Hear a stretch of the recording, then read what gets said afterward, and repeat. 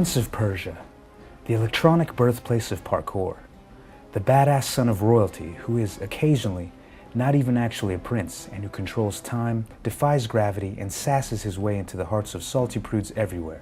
More than 2 decades old and spanning countless platforms, the series is definitely around to stay. Hey, I'm a legend. I'll live forever anyway. Wow, that sounded better in my head than out loud. It's no surprise then that Hollywood would come calling, snagging the film rights to the series' classic reinvention, Prince of Persia: The Sands of Time. A loose adaptation of the Last Gen title, the film will be spearheaded by mega producer Jerry Bruckheimer, best known for this.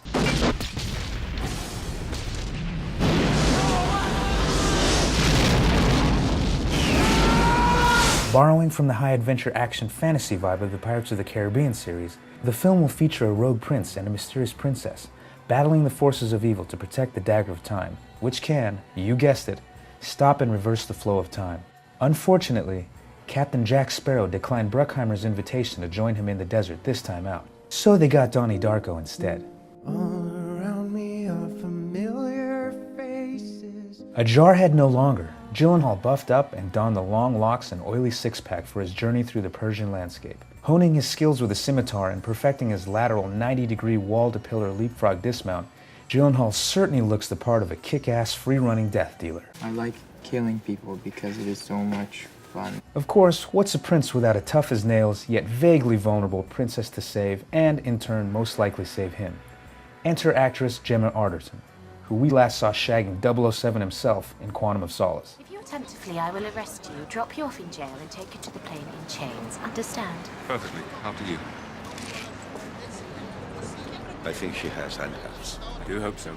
Lastly, Ben Kingsley is attached to play what we believe to be a variation on the game's Vizier character, the evil ruler who wishes to manipulate the power of the dagger to control time, or rule the world, or quite possibly both.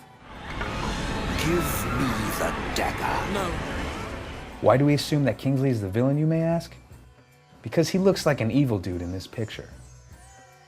The film is being directed by Mike Newell, who's just now coming into his own as a uniquely visual, big-budget director. Sporting an impressive stylistic range, Newell's previous works includes 2 films about students in schools, Mona Lisa's Smile and Harry Potter and the Goblet of Fire.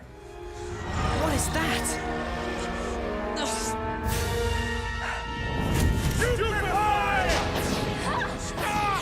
From the looks of things, Bruckheimer, Newell, Gyllenhaal, and Arterton are doing a fair amount of justice to the spirit of the franchise. The footage we've seen features just the right amount of adventure, magical time freezing, demonic creatures, and epic set pieces to convince us that The Prince of Persia: The Sands of Time will be one of the action blockbusters to look forward to next summer. So long as our old friend the Prince doesn't start looking like our new friend, that other wall-running assassin.